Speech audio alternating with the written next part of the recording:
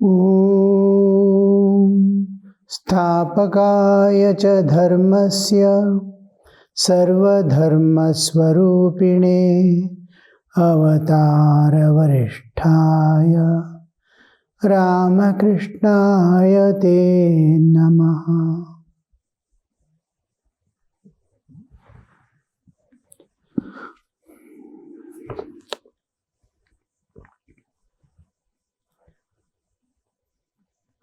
Under the same chapter, Advice to Ishan,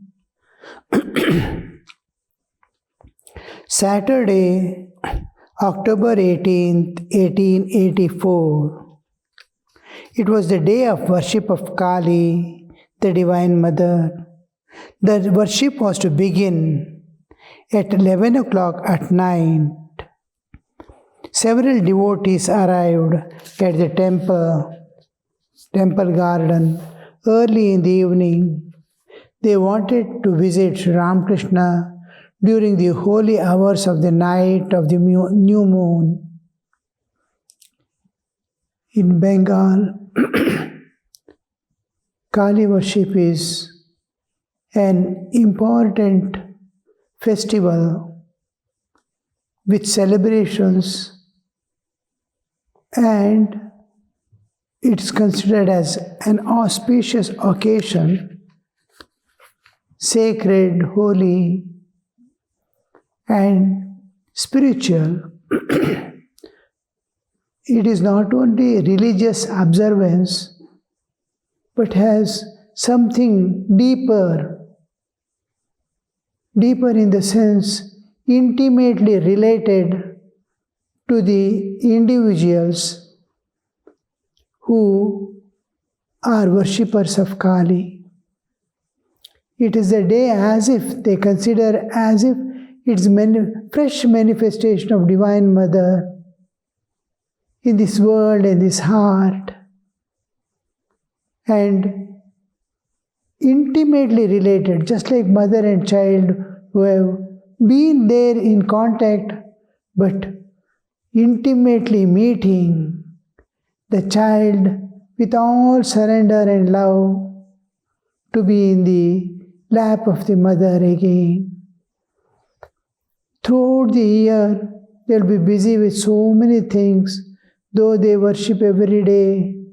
A day when they have total presence of Divine Mother is felt intensely. That is the Kali day, new moon day. Whole thing is dark. The world, except a few stars, nothing is visible. M came alone to the garden about 8 o'clock in the evening. The great religious festival had already begun. Lamps had been lit here and there, and in the garden, and the temples were brightly illuminated because the modern electrical system was not there. Everything is oil lamp. And huge torches made up of cloth and cotton. Now and then they'll be pouring oil in it. Lighted here and there in the garden, and the temples were brightly illuminated. Music could be heard in Nabat. The temple officers were moving about hurriedly. There was to be a theatrical performance in the early hours of the morning. The whole night there will be puja and all that. Early in the morning they will have performance, theatrical performance. They call it jatra. In the early hours of the morning, the villagers had heard of the festive occasion, and large crowd of men and women, young and old, was streaming in. We can imagine how huge number of people move in great urges. In the afternoon, there had been a musical recital of the Chandi by Rajnarayan. Sri Ramakrishna had been present with the devotees and had enjoyed the recital immensely. As the time for worship approached, he was overwhelmed with ecstasy. Yam found Sri Ramakrishna seated on the small couch in his room. Baburam, the younger Gopal, Haripada, Kishori, and relative of Niranjan, a young man of Aridaha, and other devotees were seated on the floor facing him. Ramlal and Hazra were in the room part of the time. Niranjan's young relative was meditating in front of Sri Ramakrishna. As the master had bidden, master had asked the relative of the Niranjan to sit and meditate. He was sitting in front of Sri Ramakrishna and all other devotees are sitting. He is sitting in front of Sri Ramakrishna and meditating. Yam saluted the master and took a seat. After a while, Niranjan's relative bowed down low before Sri Ramakrishna and was about to depart. The young man from Aryadaha also wished to leave. The master said to the Niranjan's relative, "When will you come again?" Devotee, "Perhaps next Monday." Master eagerly, "Do you want a lantern to take with you?" Devotee, "No, sir. I live next to this garden. I don't need a lantern." Just like we carry torches, electrical torches nowadays, they used to carry a lantern or a lamp, hanging lamp in the hand while moving about in the nights. Master, to the young man of Aryadaha, "Are you going to?" The young man, "Yes, sir. I have a slight cold." Master, "All right, cover your head." They again saluted the master and took their leave. It was awe-inspiring night of the new moon. The worship of the Divine Mother added to its solemnity. Sri Ramakrishna was seated on the couch, leaning against a pillow. His mind was indrawn with all the devotees and disciples around him. He is in an ecstatic state. Now, usually ecstatic state and this ecstatic state has lot of difference. Throughout he has been aware only of the Divine Mother. In other days, he will be aware of the devotees, and with reference to the devotees, he is entering into ecstasies while explaining or thinking of a particular aspect of Divine Mother or of the nature of God, of any aspect of God. But today he is immersed in Divine Mother constantly. And this is, now and then, he is peeping down to the devotees and again going back.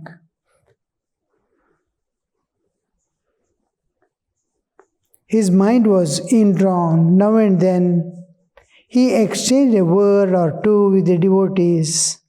Suddenly he looked at M and other devotees and said, how deep the young man's meditation was. To Haripada, was not it deep?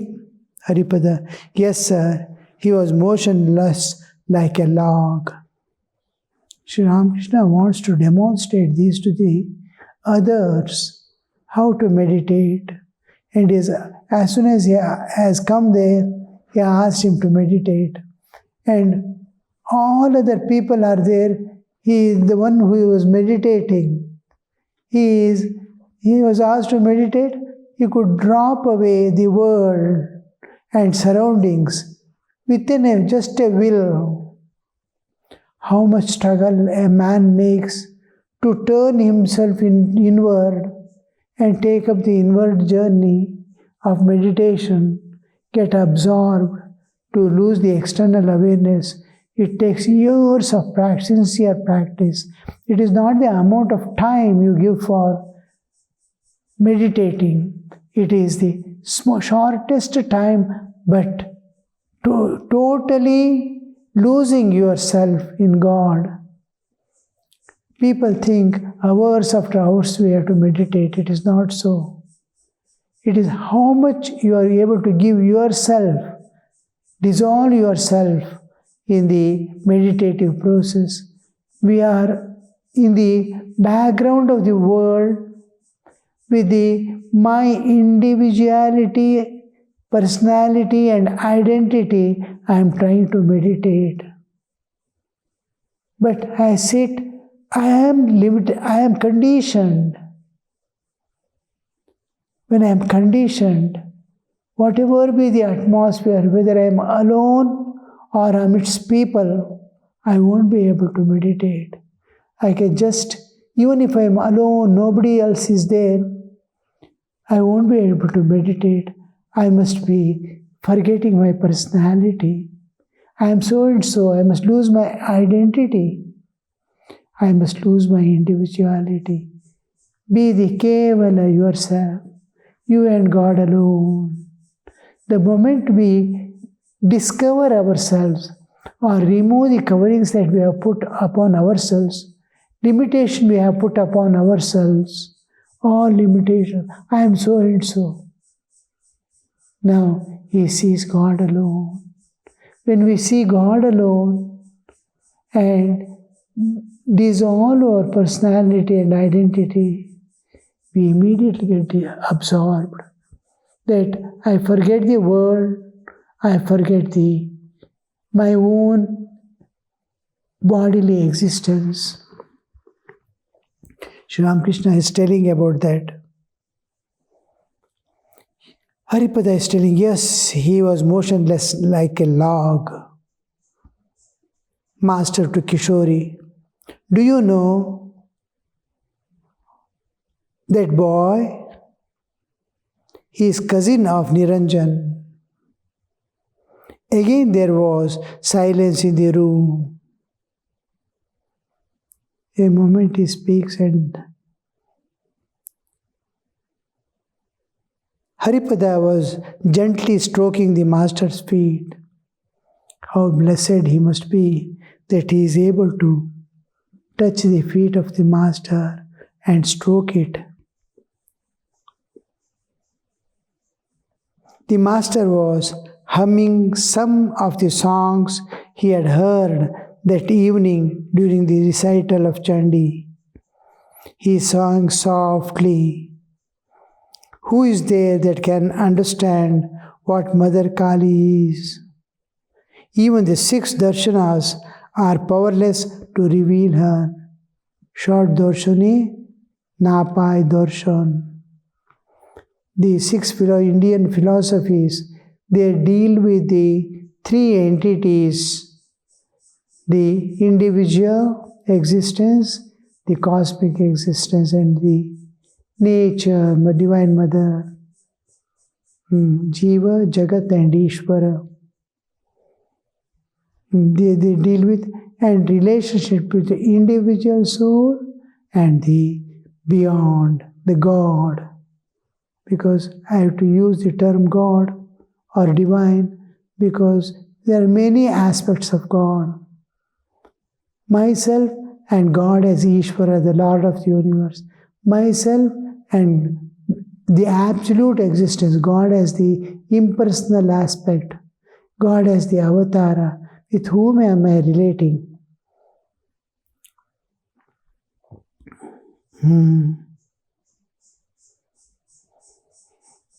So the six darshanas, myself and relationship. Dvaita, Vishishtadvaita, Advaita. All the three. Myself is a servant of God or a child of God. I keep the distance and identity independent of God. I am separate from God. Is Dvaita. I and God. God is Purna, whole, and I am a part. This is Vishishtadvaita. And Advaita is I and God are one and the same. So these relationships, various relationships are dealt with the Shed Darshana, how to reach that reality. Sri Ramakrishna sat up with intense fervor. He began to sing about the Divine Mother.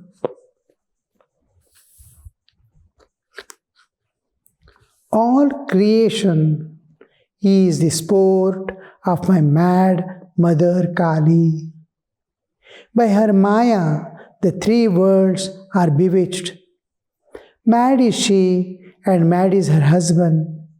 Mad are her two disciples. None can describe her loveliness, her glories, her gestures, moods. Shiva, with the agony of poison in his throat, chants her name again and again. The personal does she oppose to the impersonal, breaking one stone with another. Though to all else she is agreeable, where duties are concerned, she will not yield. Keep your raft, says Ram Prasad, afloat on the sea of life, drifting up with the flood tide, drifting down with the ebb. The master was quite overwhelmed with the song. He said that the song like this denoted the state of divine inebriation. He sang one after the other. All creation is a sport, divine play of my mad divine Mother Kali. The dynamic aspect of reality and the static aspect of reality, the static and dynamic, we can compare it to an ocean and waves in it. Waves are mad. How they come, how they jump, how they move. Waves. This represents the dynamic aspect of the existence. We are in the waves, inseparable part of the waves, like bubbles, like ripples. We are there in the wave. The whole wave is Divine Mother and the ocean and the water, which has made this wave possible. The water and the water as substratum, water as the wave, water itself. The substratum is also water, and water itself has manifested as a wave. It's a manifestation. The water, when it is stagnant, we call Brahman. The water is not changing, but its appearances are changing as a wave. Water doesn't change. The water is the Chaitanya, the pure consciousness, and the whole universe is the wave. In the wave, how? The wave is not different from ocean. You cannot have a wave without an ocean. It's an inseparable part of ocean. Kali is inseparable part of the Brahman below. The universe is a wave, and the vast ocean to the depth, and a small waves at the surface. Each wave is a universe. How many waves will be there in ocean? But deep below is unmovable water. The whole water with the waves is called Brahman. The water, independent of waves, you can even imagine. Some portion is just in the form of water, a wave, and other is motionless water.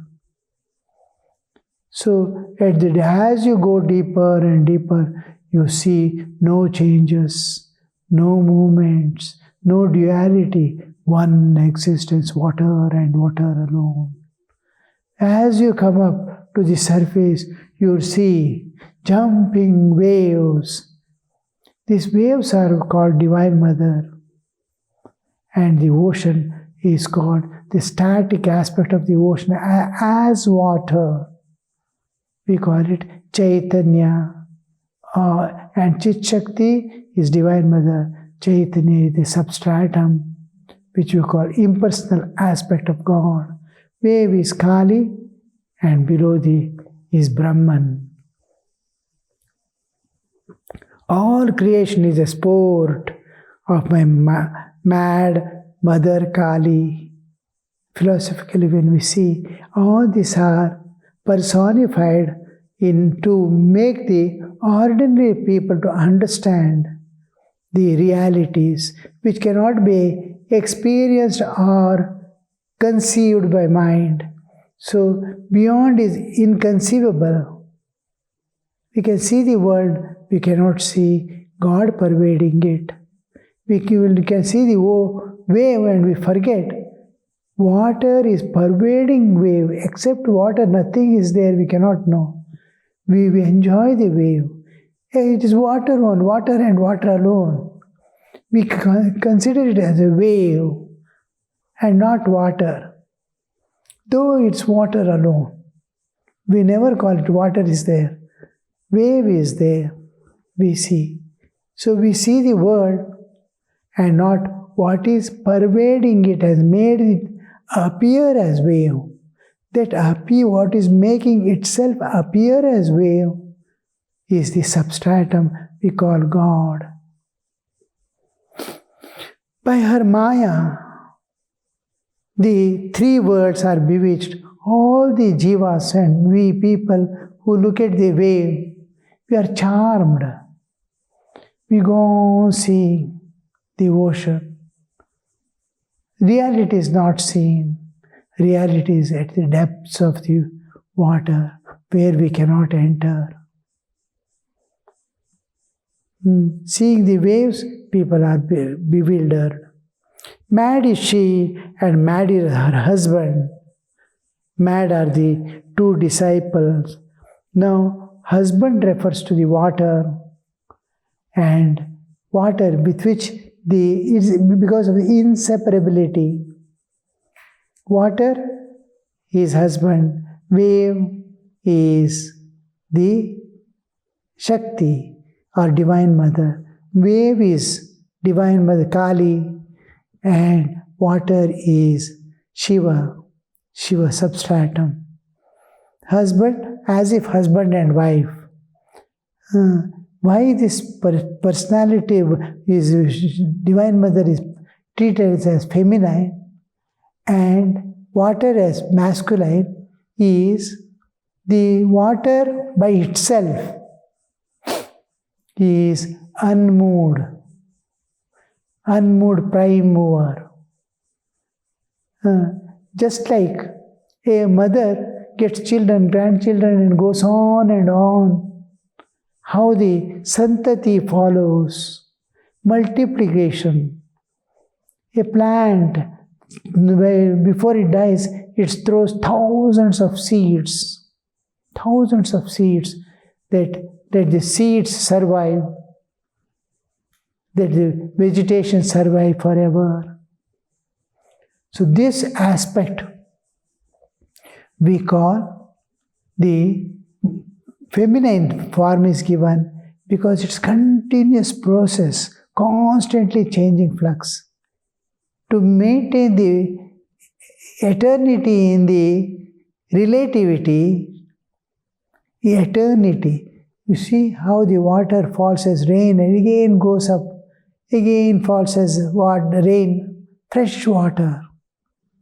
So the cycle, tree and seed cycle, egg and hen cycle, it is constantly changing cycle. It is multiplication, it is going cycle through cycles. It is maintaining as if it is eternal. So this aspect is called the feminine aspect. She's called Divine Mother because she is the source of keeping everything in continuity. The generation is kept in continuity. So Divine Mother, and water is considered as the substratum, the Shiva, Brahman, unchanging reality.